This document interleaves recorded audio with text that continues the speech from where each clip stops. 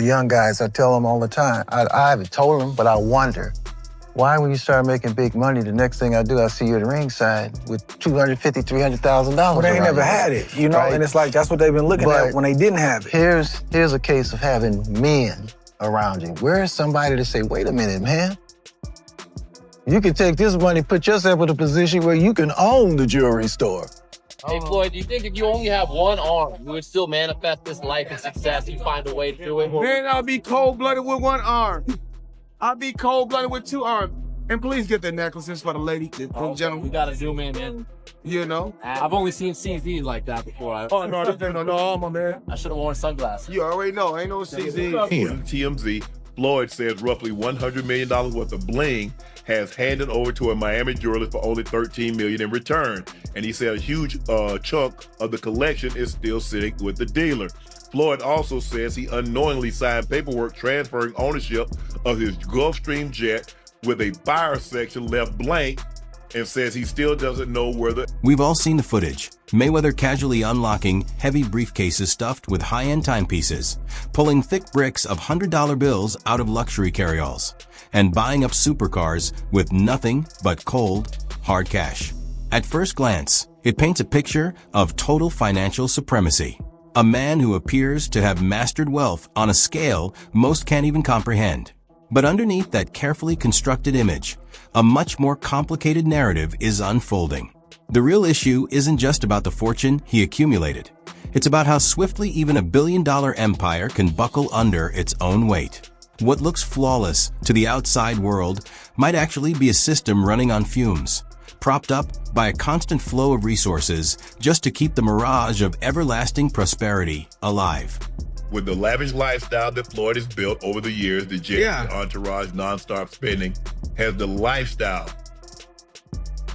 he created a lifestyle that when he was making $200, $400 million a year, he was able to enjoy, and he created something that he can no longer keep up with? Yeah, I think so, because if you think about Floyd obviously having to maintain the image of being Money Mayweather Joe. Yeah. Being at one point, being at Top's highest paid Forbes, top highest paid athlete at one point. The lifestyle that he did live, you understood once you stopped fighting, once you retired, regardless of what investments you made there are no investments in this world, I don't care who you are, Uncle Joe, that you can make that can still accumulate that type of revenue that the sport that you play can.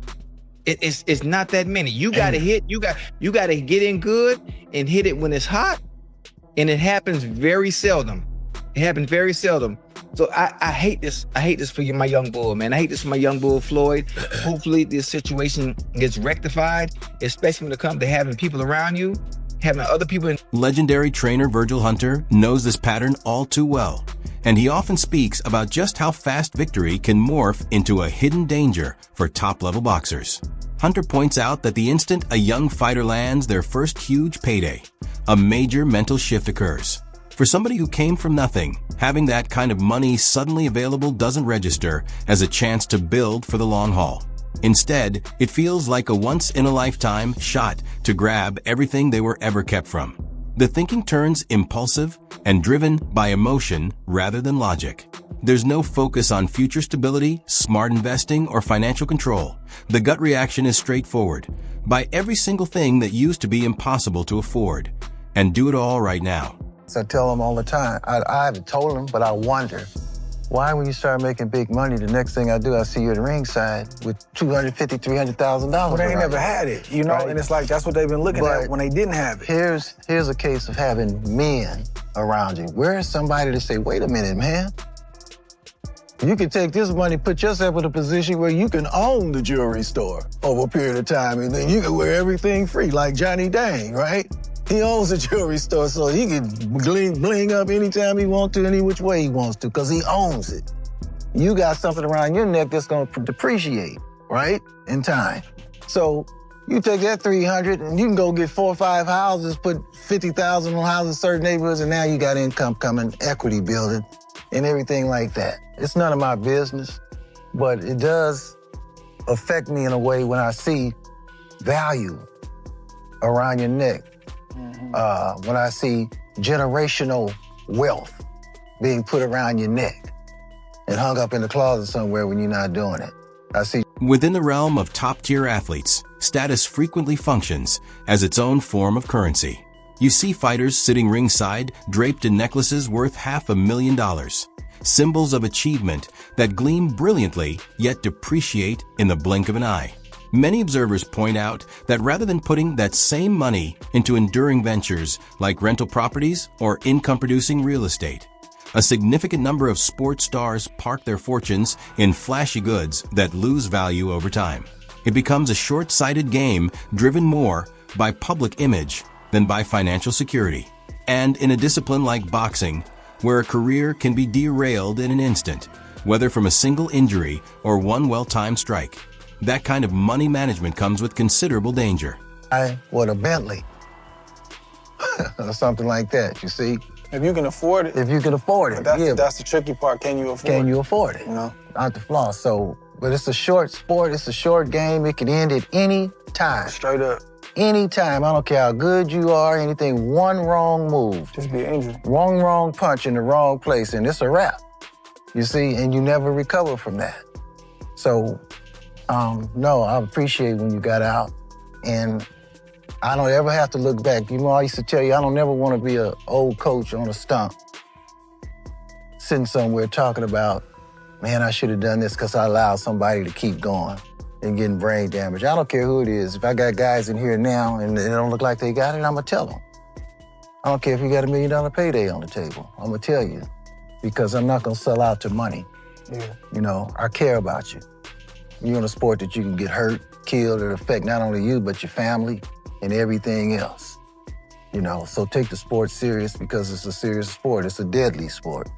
And then when you have ability and you going through the routines and everything is shining your way, still something can show up out of nowhere. There's always somebody that's your kryptonite.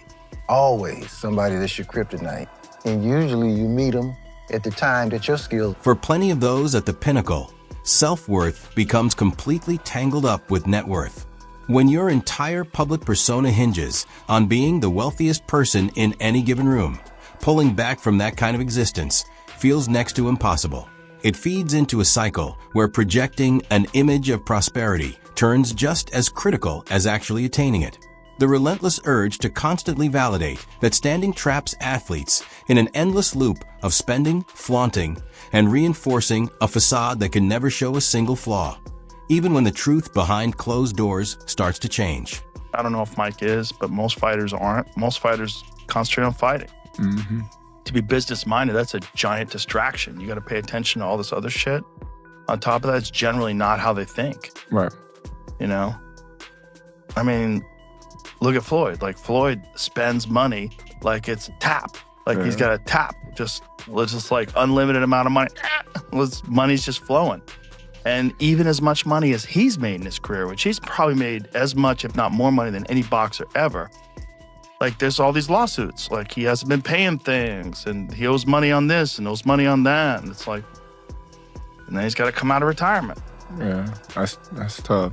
Yeah. That's tough. I think it's just the lifestyle that Floyd lived. Yes. I think he can't fathom to just live a modest lifestyle. It's like he gotta be lavish. Right. He's got to have those videos where it shows you all the watches, where he opens the case up, you know. All the money. He gotta show that he got $1 million in his backpack. And, you know, he got the latest watch and the latest car and look what I just bought. And when you get into latest watches and latest cars, you get into that shit. Like, boy, that money goes quick. Yeah. Bugattis are like $3 million. There's watches that are $3-5 million. That's crazy. So you buy a watch and a car, you're down 10. Mm-hmm. That's nuts. That's nuts. Crazy. I remember Iran Barkley was talking. That pressure only intensifies once real-world financial factors like taxes and various deductions enter the picture. Observers such as Chael Sonnen and Joe Rogan have frequently highlighted that the eye-popping numbers plastered across boxing headlines rarely reflect what actually lands in a fighter's pocket.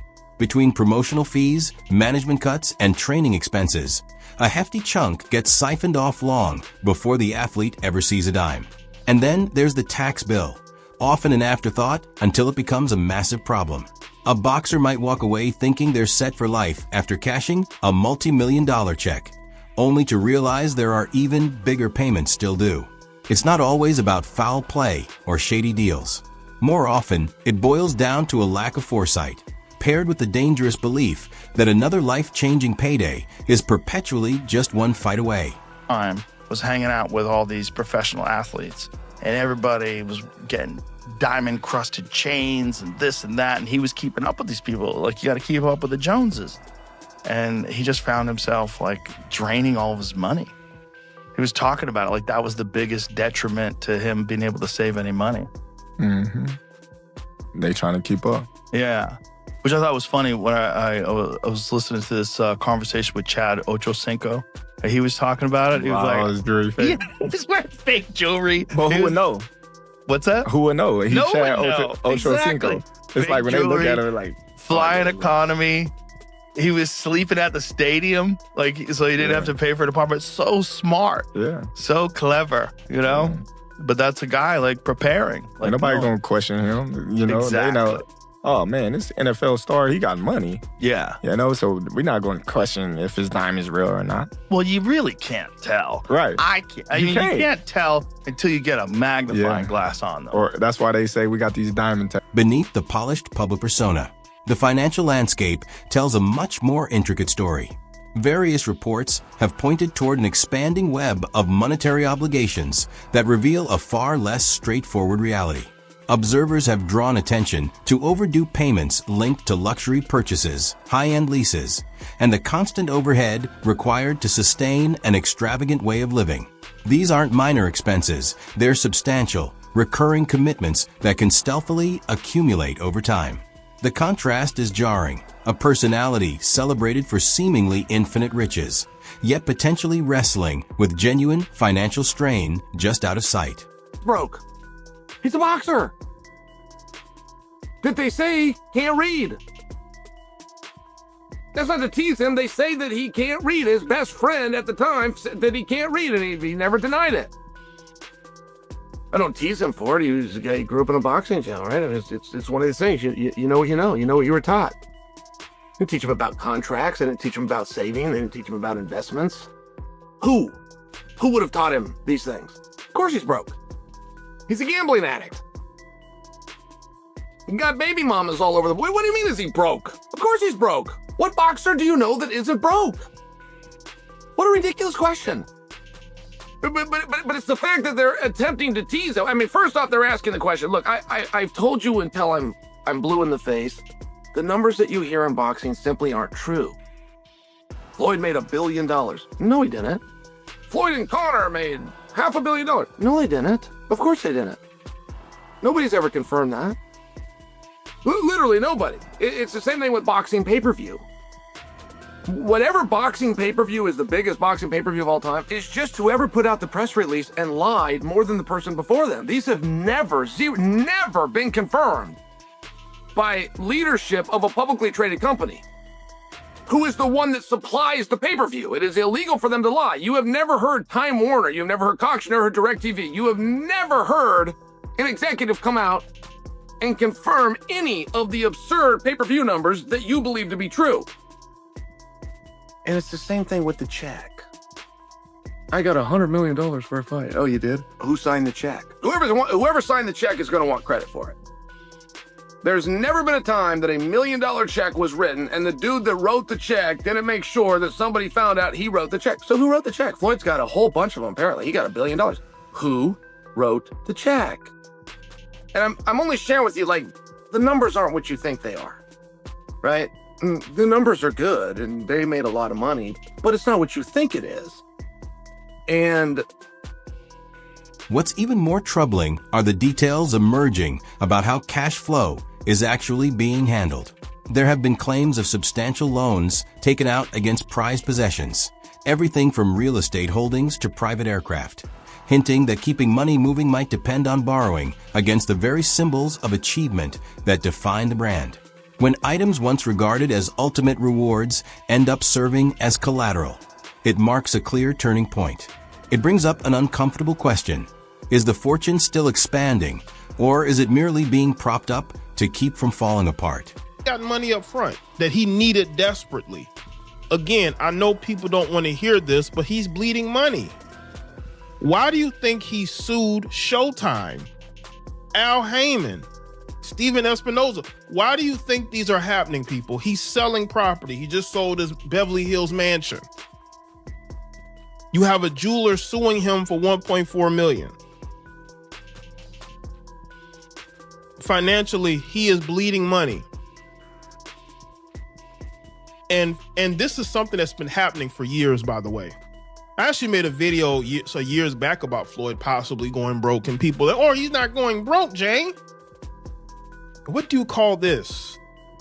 What's going on with him and his behaviors? He felt like, he's made a lot of money, but he also felt like he was cheated out of money. You know why? See, you never notice money is missing until you start losing money, And when your money starts to run low, you realize I should have more than what I have. That's when you start seeing the lawsuits. He doesn't want to fight. These monetary strains are set to have spilled over into the courtroom as well. Around the start of 2026, word broke about a significant legal case aimed at Showtime networks, which only deepened the complexity of an already tangled situation. Around that same stretch, rumors emerged regarding real estate, holdings flirting with foreclosure, and unresolved tax troubles connected to prominent properties. Taken together, these events hint that the difficulties aren't just random setbacks. They're pieces of a larger financial puzzle, steadily playing out away from the public eye. One of the other claims is about Floyd selling his jet and not receiving any money. There's mention in the complaint that the block for the purchaser was left blank. What the media misunderstood was that the plane wasn't sold for $1 like the complaint lists here. Here's the actual signed contract, which does list the consideration of $1 and OVC, and you can see Floyd's signature down below. I think what was misunderstood is that the plane didn't actually sell for $1. OVC means other valuable considerations, which means the sale was for more than $1. This happens when private parties don't want the amount known to the public. Here's the text message between Jonah and Floyd. Jonah sent the payoff letter from the lender of his private jet, as well as a letter from Navy Federal Credit Union regarding a $2.787 million payoff. What happened was Floyd took out a large loan against the value of the jet. So when the jet was sold, a large chunk of the money went to pay off the loan and many of his other debts. Here's the payoff demand statement for the jet. Highlighted is borrower named Floyd Mayweather. The total loan payoff is around $2.79 million, and the highlight in the bottom left is the property collateral as the Gulfstream Learjet. This is the bank wire transfer receipt from the credit union. Both of these documents were sent to Floyd, so he's clearly lying about the jet only selling for $1 and him being out of the know on the jet selling. The picture on the left is Floyd signing the contract, and the picture on the right is Floyd holding the aircraft purchase and sale agreement right after signing it. Does he look disappointed in the terms of the sale? This is the text Jonah sent to Floyd in September 2025, indicating that the house and airplane contracts were done, and Floyd responded, "Let's go."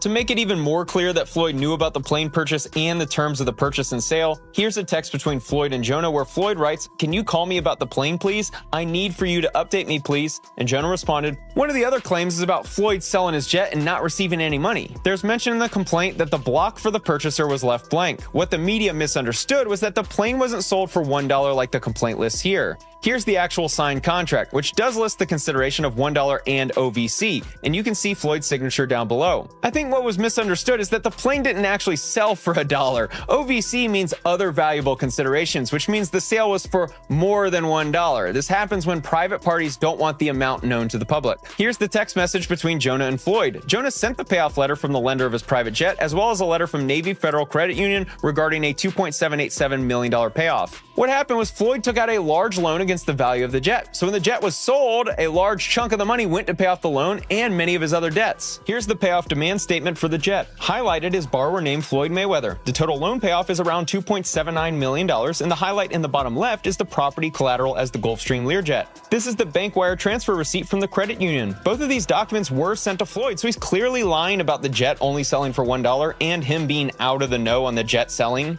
The picture on the left is Floyd signing the contract, and the picture on the right is Floyd holding the aircraft purchase and sale agreement right after signing it. Does he look disappointed in the terms of the sale? This is the text Jonah sent to Floyd in September 2025, indicating that the house and airplane contracts were done, and Floyd responded, "Let's go." To make it even more clear that Floyd knew about the plane purchase and the terms of the purchase and sale, here's a text between Floyd and Jonah where Floyd writes, "Can you call me about the plane, please? I need for you." The picture gets murkier when internal business disagreements start playing out in public view. One high-profile case centers on Logan Paul, who found himself tangled in a payment dispute after taking part in an exhibition bout. The trouble is said to trace back to the breakdown of a promotional framework that was supposed to manage the finances, which has since left a trail of unresolved questions about who's actually accountable. What could have been a clean-cut commercial deal has spiraled into a convoluted mess of finger-pointing and blurred lines of responsibility, injecting even more doubt into an already cloudy situation. Filed a lien against Floyd Mayweather in Las Vegas. It says he owes $7.3 million for unpaid taxes in 2018 and 2023. $7.3 million? Man, what you think you got? Kelsey Grammer? Chelsea Clinton? Bro, what you think you got? Kelsey Grammer? 7.3 million. Man, hold on. Hold on. The boxer was recently sued for other allegedly unpaid bills. The IRS has filed a $7.3 million lien against famed boxer and entrepreneur Floyd Mayweather Jr. for unpaid taxes in 2018 and 2023. The lien was filed last month in Las Vegas, where Mayweather has property. The notice shows the balance was unpaid as of March 26th. An attorney for Mayweather declined to comment on it. The lien, through which the government can lay claim to Mayweather's property until the bill is paid, is the latest in a series of debts the 49-year-old fighter has accumulated, as Business Insider has reported. It comes amid other major developments in Mayweather's life. The ex-champ, who retired from pro boxing in 2017 and has been focused on business pursuits in recent years, recently embarked on a lucrative comeback. An exhibition bout against Mike Tyson is scheduled for April, and a pro fight against longtime rival Manny Pacquiao is slated for September at the Sphere in Las Vegas. Financial freedom. The picture gets murkier when internal business disagreements start playing out in public view. One high-profile case centers on Logan Paul, who found himself tangled in a payment dispute after taking part in an exhibition bout.